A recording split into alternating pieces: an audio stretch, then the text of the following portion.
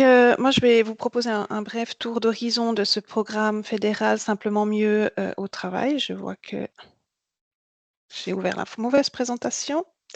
J'arrive tout de suite, mais je continue à parler en parallèle. Donc, c'est un programme qui a été lancé par la Confédération il y a en 2018 et qui, nous, on fonctionne au niveau fédéral par des périodes de 4 ans et du coup, le programme a été prolongé maintenant pour les 4 prochaines années, donc jusqu'à fin 2028.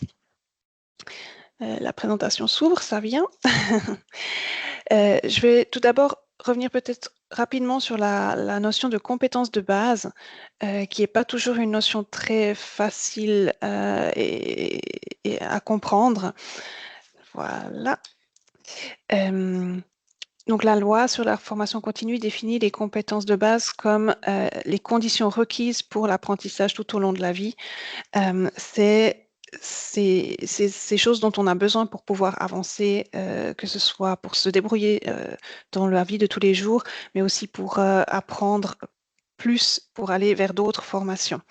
La loi définit ces 3 domaines, donc lecture, écriture, expression orale dans la langue nationale, dans une langue locale, les mathématiques élémentaires et l'utilisation des technologies de l'information et de la communication. La loi définit ces 3 compétences de base. Donc, pour nous, il n'y en a pas d'autres, même si on peut en discuter. Voilà. Au niveau de ce qui se passe au sein du programme Simplement mieux au travail, ce sont ces 3 compétences. Je donne encore un petit peu de contexte. La loi précise qu'au niveau de la formation continue, chacun, en fait, est en priorité. C'est la personne qui est responsable de sa formation continue. La loi évoque les employeurs qui se doivent de favoriser la formation continue de leurs employés et elle indique que l'État, donc la Confédération, les cantons, interviennent à titre subsidiaire lorsqu'il y en a besoin. Souvent, c'est qu'il y a peut-être un marché qui ne fonctionne pas. Les compétences de base, c'est un peu le cas. C'est un marché de niche où il n'y a pas forcément assez d'offres. Sans subvention, il n'y aurait pas assez d'offres. Ou on a aussi on constate que les personnes les moins qualifiées sont aussi les personnes qui se forment le moins. Donc, c'est dans cette idée-là que le programme a été créé aussi pour donner une impulsion sur ce fameux point. Les employeurs favorisent la formation continue de leurs employés. Très rapidement, qu'est-ce que nous faisons à la Confédération, enfin au CEFRI, au Secrétariat d'État à la formation, recherche, innovation? Nous avons 2 possibilités de subvention dans le domaine des compétences de base. D'une part, les aides financières aux cantons. Les cantons font des programmes cantonaux pour les compétences de base. Et puis, le programme Simplement mieux au travail. Ce sont 2 programmes qui sont, entre guillemets, perméables. Une personne qui a fait un cours au travail et qui aurait encore besoin d'approfondir pourrait aller dans un cours qui est organisé par son canton. Voilà, simplement que vous sachiez qu'il y a plusieurs choses qui existent. Pourquoi favoriser ou promouvoir les compétences de base sur la place de travail? On sait que la majorité des personnes qui ont des problèmes avec les compétences de base ont un travail. Ce ne sont pas forcément les gens qui sont très marginalisés ou qui sont à l'aide sociale. Il y en a aussi, mais beaucoup de personnes ont un travail et fonctionnent dans la vie de tous les jours. Ils ont développé des petites stratégies, mais ont toujours des problèmes avec les compétences de base. L'objectif du programme, c'est de partir de la situation concrète de la place de travail. En tant qu'adulte, on se rend compte nous-mêmes, c'est toujours plus facile d'apprendre quand on part de situations concrètes et qu'on voit aussi assez rapidement des petits succès. À quoi ça nous aide concrètement sur le travail de tous les jours. Quelques exemples, ça veut dire comprendre les instructions de travail, comprendre l'horaire de travail, souvent c'est un tableau, comment je comprends à quelle heure je dois être là pour éviter que plus rien ne fonctionne lorsque le chef n'est pas là. C'est aussi connaître le vocabulaire utilisé dans la langue locale, dans ce domaine-là, dans ce secteur, pour pouvoir discuter avec les clients, mais aussi les fournisseurs. C'est souvent utiliser un ordinateur. De plus en plus, on travaille avec les emails ou une tablette pour faire des rapports de travail, même sur les chantiers. C'est aussi calculer des dosages, par exemple, de produits de nettoyage en fonction de la surface à nettoyer. J'ai réuni ici un petit peu quelques avantages que les employeurs voient à ce type de formation qui sont courtes, mais qui apportent déjà même après quelques heures de formation des résultats. Souvent, on nous dit qu'il y a beaucoup de petits dysfonctionnements qui ont disparu, il y a moins d'erreurs, moins d'accidents du travail aussi.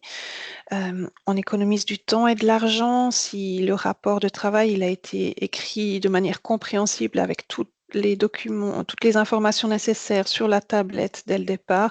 Le service de facturation pourra très vite travailler et sinon il devra reconstruire tout ce qui a été fait. Donc, c'est des petites choses. La confiance, l'autonomie des personnes, ça s'améliore beaucoup. On voit la motivation des gens qui s'améliorent aussi parce qu'ils ils ont reçu quelque chose de la part de leur employeur. Et puis, c'est aussi souvent une décharge pour les supérieurs, mais aussi pour les collègues qui n'ont plus besoin d'aider autant ou de se soutenir autant. Voilà, c'est quelques exemples, il y en a certainement plein d'autres. Concrètement, pour ceux qui connaissent peut-être pas encore très bien le programme, qu'est-ce que nous proposons? Nous finançons, nous donnons une subvention de 15 francs par participant et leçon pour ces cours qui sont organisés en entreprise.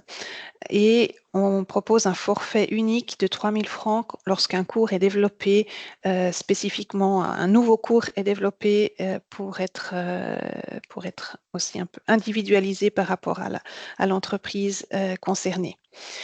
Là, j'ai fait des petits dessins sur les conditions qui doivent être respectées. Elles doivent toutes être respectées pour pouvoir obtenir une subvention. Donc, ça doit bien entendu concerner les compétences de base telles que je les ai évoquées avant, comme elles sont dans la loi. Ça doit avoir un lien concret avec la place de travail. On ne va pas soutenir des cours de français standard, mais il faut que le cours ait été adapté à la place de travail. Il faut aussi qu'il y ait que le besoin ait été identifié.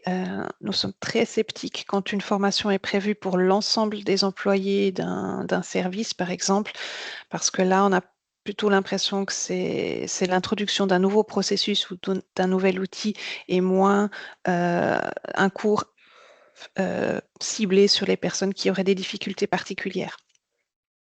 Les cours doivent être gratuits pour les participants. On demande d'avoir des groupes de 3 à 12 personnes. S'il y a plus de personnes qui doivent être formées, on fait plusieurs groupes. Mais voilà, je pense que vous le savez mieux que moi, dans la formation d'adultes, c'est difficile quand on a trop de monde. Il est possible aussi que des entreprises s'associent entre elles quand elles ont peu de personnes à former. Soit elles s'organisent entre elles, soit on peut passer par une organisation de branche aussi. Nous subventionnons les cours qui durent entre 20 et 40 leçons. Si le cours va plus loin, fait plus que 40 leçons, c'est possible, mais ce sera à la charge complète de l'employeur. On demande qu'il y ait une attestation de participation à la fin du cours qui dise qu'est-ce qui a été appris, qu'est-ce qui a été fait dans ce cours. Les rapports de travail non résiliés, c'est plus parce que sinon on empiète sur les responsabilités de l'assurance chômage. Et on demande que la formation ait lieu durant le temps de travail, en tout cas qu'il soit comptabilisé comme temps de travail, qu'il puisse ensuite, par exemple, être compensé. Voilà, l'idée, c'est que vraiment les personnes sont formées sur leur lieu de travail pendant le lieu de travail. Il y a certains cantons qui ont des possibilités un petit peu différentes de soutien en plus.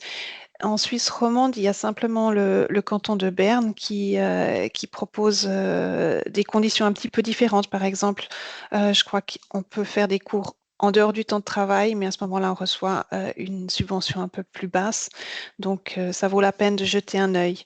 Mais c'est vrai qu'en Suisse romande, ça concerne le canton de Berne uniquement. Voilà. Comment ça fonctionne? Là, j'ai résumé en gros comment procéder, mais je pense que on y reviendra après avec le modèle Go.